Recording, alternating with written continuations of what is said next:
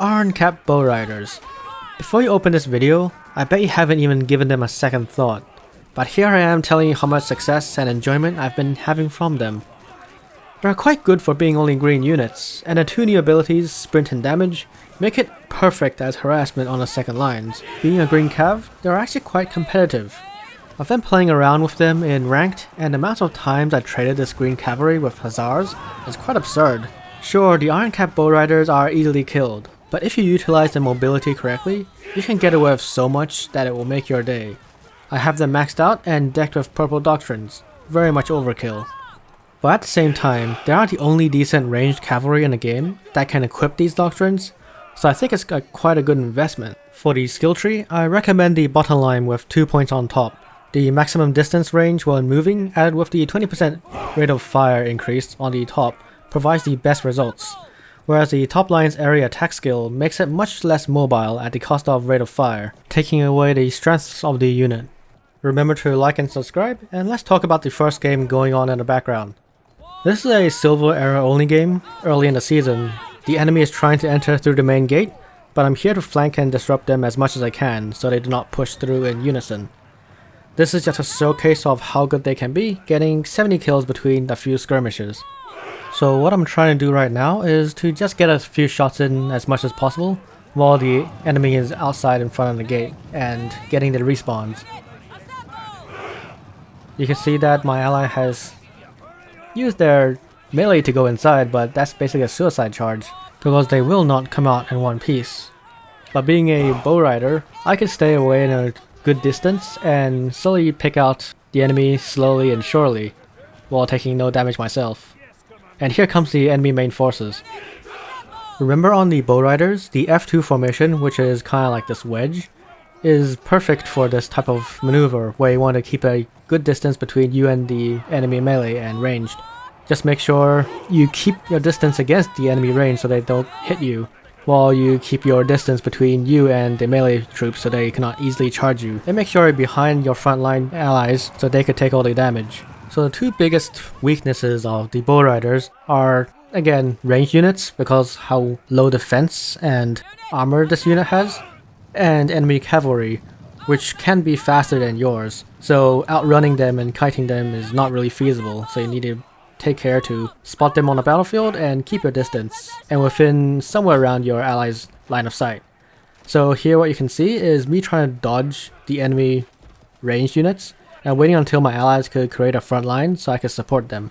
So what I'm waiting for right now is this Conqueror guardsman and maybe another unit or two to fall up behind, so they could take the blunt of the range damage the enemy has. But because they're a shock troop, I don't really bet on them keeping themselves alive for long. But now there's a second unit going through, so I'm gonna put my distance a little bit more closer and then going back out again, because they are gonna die really fast, and once they die, the next target for the enemy archers are gonna be my units. And as usual, I'm gonna keep my distance and wait until something happens on the battlefield. Here you can see some enemy cavalry going in, and I'm gonna dodge from that, although taking a few casualties.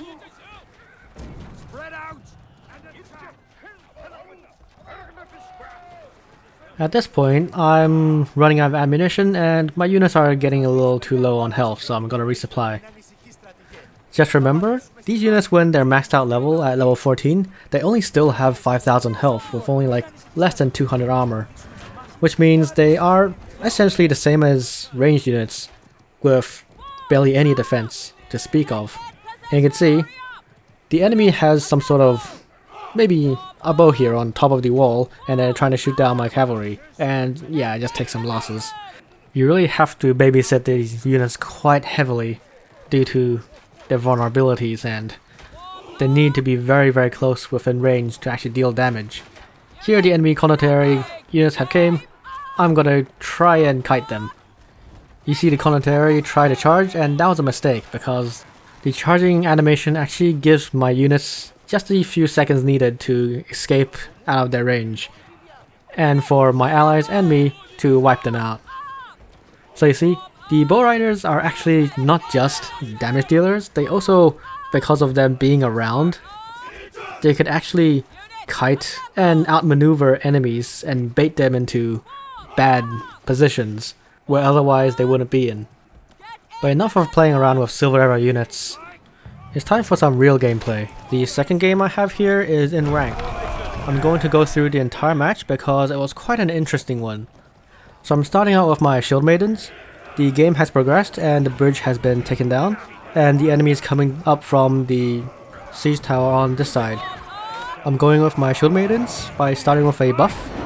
First is the defensive one, and I quickly changed to offensive one once I saw the enemy didn't have too much troops on the wall.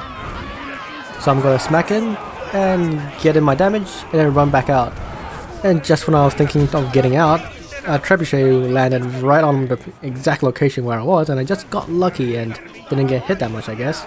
I'm going in for a second round with a defensive buff, and then I'm gonna come back out because I don't really like that engagement, and especially when there's troops over here. I switched to my sword mode and tried to charge, but I found that my charge was on cooldown, so I tried to get my units in for a charge. But before I could, the bridgehead of the enemy was taken out, so I'm going back to reassess the situation. And this was a very good choice, because if I stayed in that combat, the flank of the enemy's main forces would have came and taken me out. So I'm gonna stay back and wait until my allies come and support our next push or next defense. Instinctively right now, I think the enemy trebuchet will come in and try to take me out. And indeed they do try, yet I maneuver out of the way. In a sense, I've baited them in using their trebuchet, and that's one success. After this, I'm gonna go back in and block the same corridor the same way just then to deter them from coming in, and to also bait out another trebuchet if they ever do dare to do so.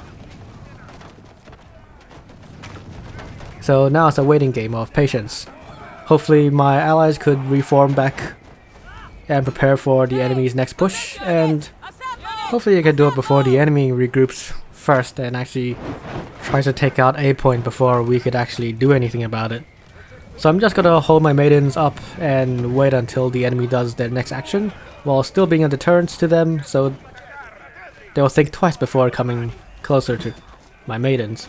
So the enemy looks at my maidens and they're really not thinking about a push, but that was my mistake because I should have instinctively understood that they had a trebuchet shot, and I should have returned my maidens to a better position. And as a result, I lost a quarter of my maidens to that trebuchet. But oh well, I could prepare and defend the base, or a point, if my allies could come up and help me.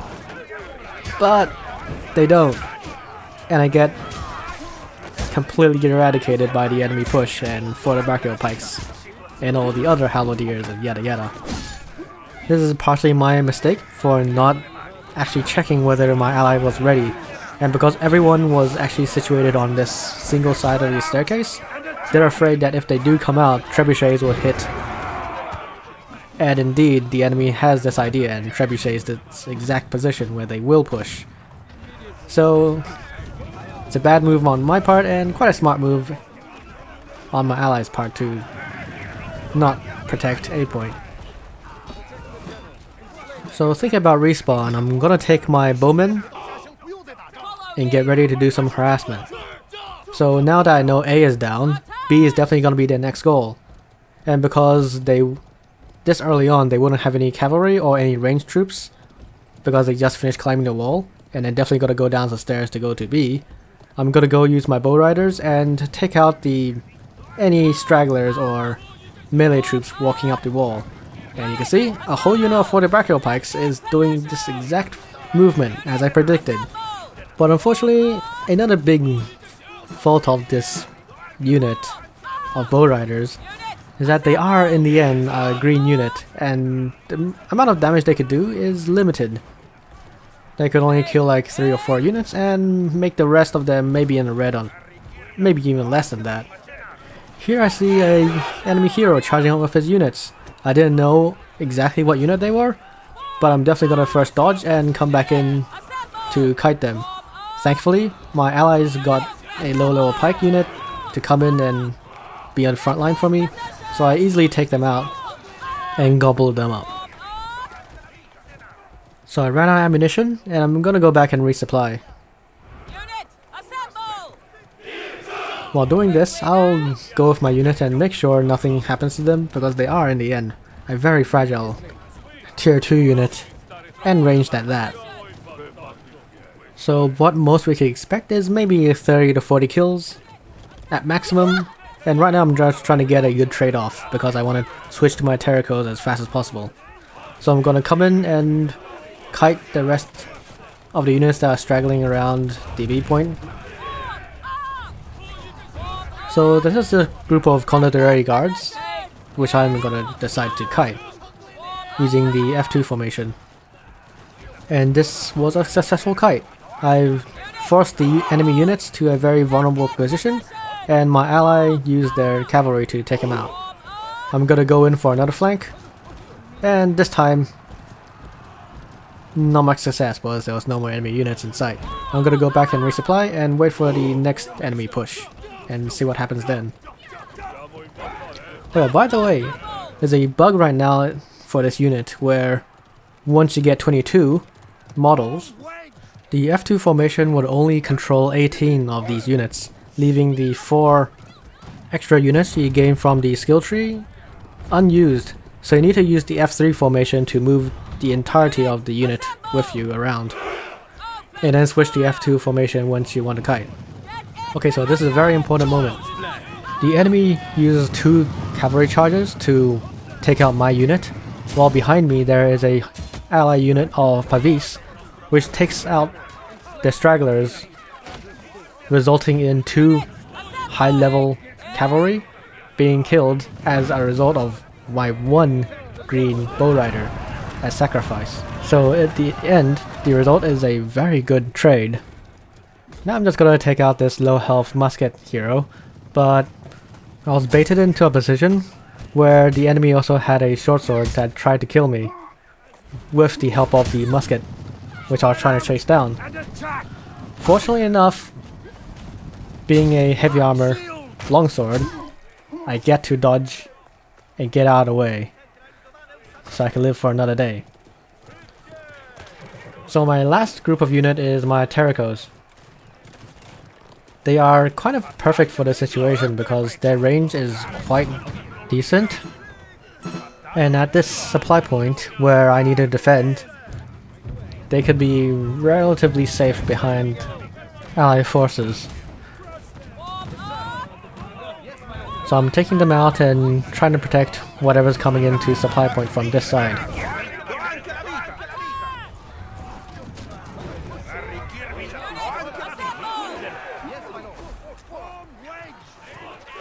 I'm coming to this side to check if there's any enemy units coming to C point, but I noticed on the minimap that there's a massive group of units coming towards supply point.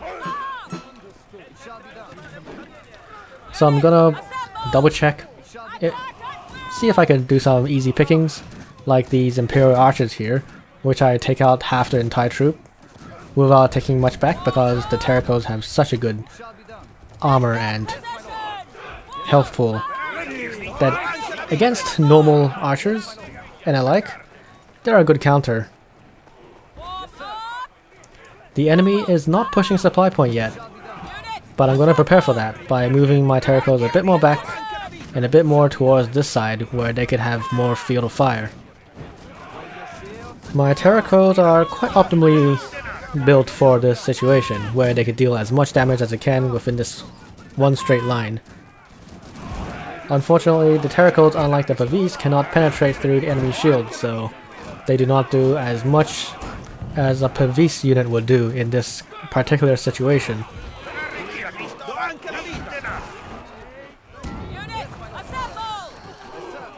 Now that the enemy is being pushed more back and I have a decent front line that I could use, I bring my Terraco more forward and aim at these 40 brachial pikes here, which are more vulnerable soft targets that muskets are more strong against. I notice that C is being captured, and because we're defending supply point, too much of our allies are concentrated on this specific point. But fortunately enough, it's only just 1 or 2 heroes on the enemy side. So me and this other group of Terracos are gonna take out, or try support the taking out of the enemy cavalry and archers. Fortunately enough, me and this other Terraco unit was good enough to stop the enemy cavalry charge, and with the help of my ally heroes, we take out the hero of the enemy who brought this unit of cavalry of theirs to basically a suicide.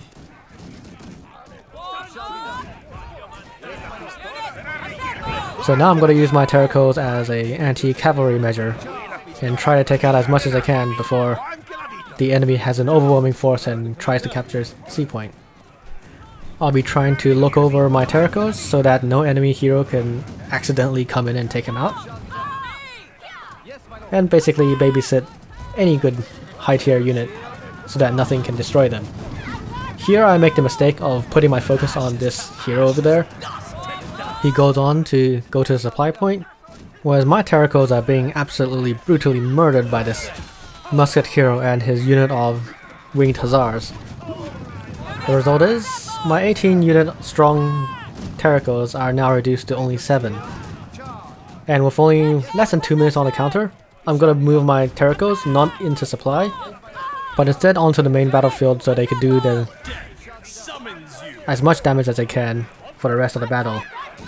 So I'm not really gonna babysit them anymore because once they finish using up their ammunition, I don't really have much of a use for them anymore for the rest of the game. So I'm gonna go up and follow my allies to go for a charge. What I did not see was that the enemy had 2 or 3 units of ranged stacked up against each other, so that when I did so and my ally didn't follow me up for this, I died, and it's completely my own fault. This is very much early on in the season, so the game was relatively low ranked. In total I got 129 kills, being placed second behind the short sword. I got 1.3 million damage done, quite a bunch considering that the shield maidens are not the best offensive units, and how I was using the Bowriders in half the match. In fact, the Bowriders got 30 kills, which is quite impressive for a tier 2 unit in ranked battles. So what do you think? Will you get the Bowriders out for a spin? I highly recommend doing so because they can do so much, especially great at baiting the enemy into bad positions. And maybe like me, you'll find some enjoyment with these on the battlefield. Now I want a heroic ranged cavalry to try out, but that unfortunately does not exist yet. This was Alan, and thanks for watching. Oh, don't forget about subscribing.